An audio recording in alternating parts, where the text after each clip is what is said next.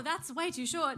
I'm so excited. Okay, before I kick off, I want to provide you with some context. Now, if you haven't seen the show Fangirls, here is what you need to know. Fangirls follows a 14-year-old girl. Her name is Edna. Okay, and she is in love with the biggest pop star in the world, who happens to be named Harry. And he happens to be in a boy band named True Connection. Because I enjoy a lawsuit-free lifestyle. Anyway, Edna loves Harry, but she's kind of different, you see. She doesn't just love him because he has perfect hair. She actually sees something in him no one else can see, and that's that, according to Edna, Harry is very sad, and he actually doesn't even want to be famous. Seriously. So Edna is in love with Harry. Something else to know about Edna is she comes from a working-class family. She's got a single mum, and she's on a full scholarship at a posh all-girls school. But the good news is she's found 2 friends. But the bad news is they're about to turn 15 and they're really changing. And what happens right before this song is one of her friends turns on her and calls her immature and crazy for having these theories about Harry. And that friend abandons Edna, and her only other friend in the world goes with her. So Edna is all alone, and that's when this song comes in. Do you want to hear it?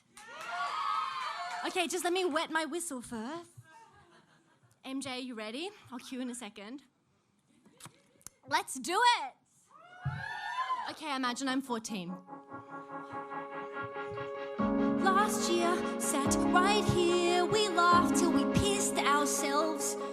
We were perfect then, best friends.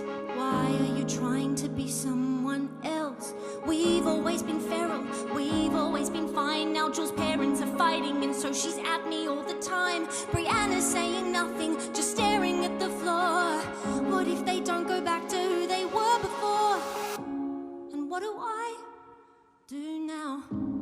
Play along, quiet down, bite my tongue and just swallow a scream. Is this growing up? Is it just about shutting up and learning to be lonely? The first time I ever saw Mum cry, I was 11. She held a letter. She said she was so proud because I'd won a scholarship, some school for rich kids. Don't want to go, but there's no way out. Cut to now. She's so stressed about me doing my best. She tells me, think of your future. Yeah, well, the planet will be dead.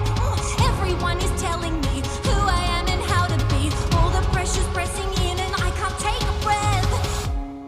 No one's on my team. Now it's just me. So what can I do but swallow a scream?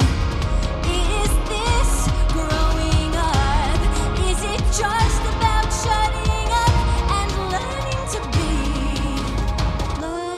to be lonely? It's the beginning of the end. Do I have a single friend? Or is it just me and the lonely black? Only one person understands, and he doesn't know who I am. But Harry, I know if we met, you'd love me back.